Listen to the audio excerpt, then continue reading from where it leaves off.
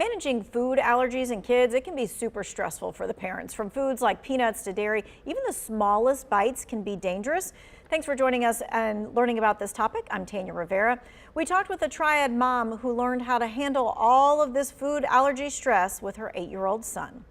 Amanda Viviello says she and her husband discovered their son Caleb's peanut allergy when he was just 8 months old. A rash broke out on his face. To prevent another reaction, they just cut out peanuts and anything that might contain them.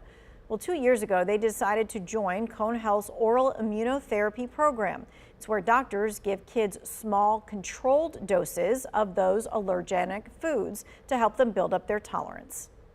They start him on a very, very tiny dose of peanut dust. We called it dust, but it was just mixed with apple juice. And so they would give him a little dose and see if he had a reaction. Give him another dose, see if he had a reaction. And they worked him up to sort of his threshold that very first appointment. Well, thanks to that program, Caleb now eats 8 peanuts a day and can safely have foods that contain peanuts. Amanda says the program really changed everything, especially knowing that he'd eventually be exposed to peanuts at school.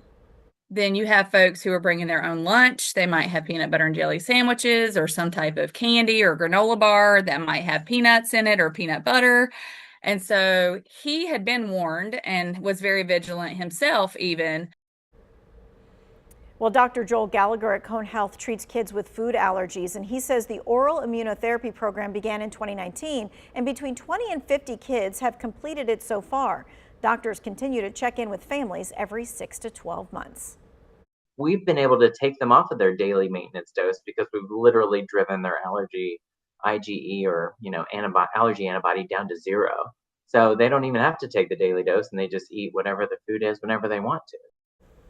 Well, we just heard from that family during navigating serious peanut allergies and how that oral immunotherapy has been a really big game changer. So we're going to continue the conversation with Dr. Evelyn Lemansny, the Cone Health Allergy and Asthma Center of North Carolina. She helps other families navigate life with food allergies. So let's first just talk about this. What are the most common food allergies, and then how common are they, like in adults versus children?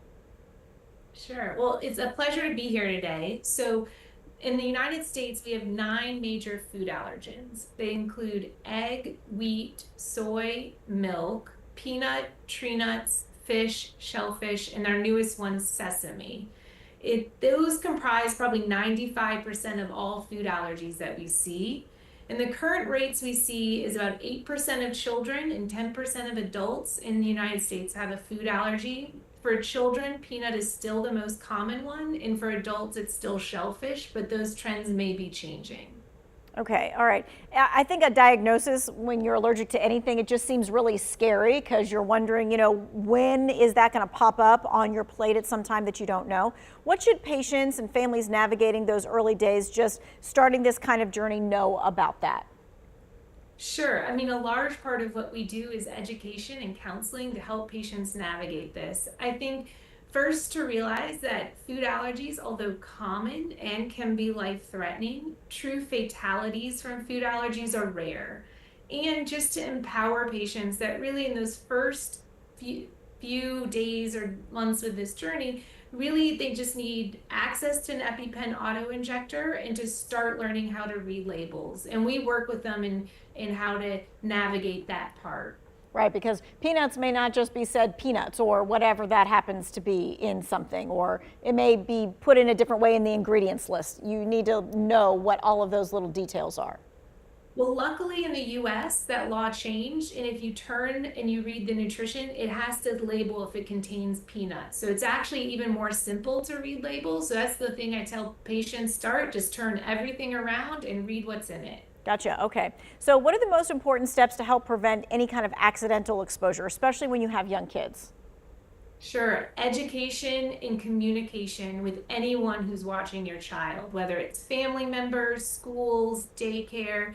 They should know exactly what your child is allergic to, and they should also have access to their EpiPen auto injector, and as well as an action plan that goes over all the signs and symptoms of an allergic reaction, because it can be subtle at first.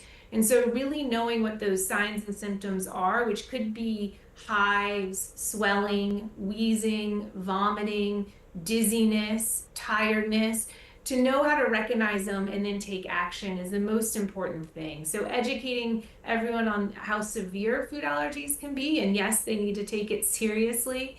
And that too, how to recognize an allergic reaction, I think is the most important things. Yeah, recognizing it. And then if there is accidental exposure, what should a parent or a caregiver do immediately? So all of our patients have an emergency allergy action plan that talks them through this in great detail. But if there is an accidental exposure and the patient is having symptoms, they should follow their emergency action plan, which probably tells them to use their epinephrine auto injector. All right, and so the summer means a lot of like last minute things, whether that's a cookout or a sleepover. What are your top safety recommendations for navigating social events with a food allergy? Great. So we do recommend all our patients have medical alert bracelets, and you can carry a food allergy card. So you can take the food allergy card to restaurants or cookouts that will list your food allergies. And again, communication. Certainly with camp counselors for kids, they need to know what their food allergies are, where the emergency action plan and emergency medicines are. And then if you are going somewhere, it's always good to also have a friend or someone else who's trained on how to use your emergency action auto injector, because they might be new to them. Right, and you don't want them handling it and looking at it for the first time if they're in an emergency situation. Correct, yes. All right, so what should a host know if they're having people over for food that they have an allergy, or they're maybe not sure what their guests' allergies are?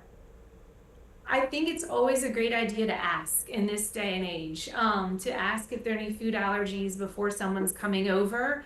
And then it is important to, if you are cooking, to read the labels so that you know what you're putting into the foods. And also I would ask the patients and the parents of the patients, they're used to reading labels, they're used to avoiding their foods, and they can be a great source for you of how to navigate that in the home.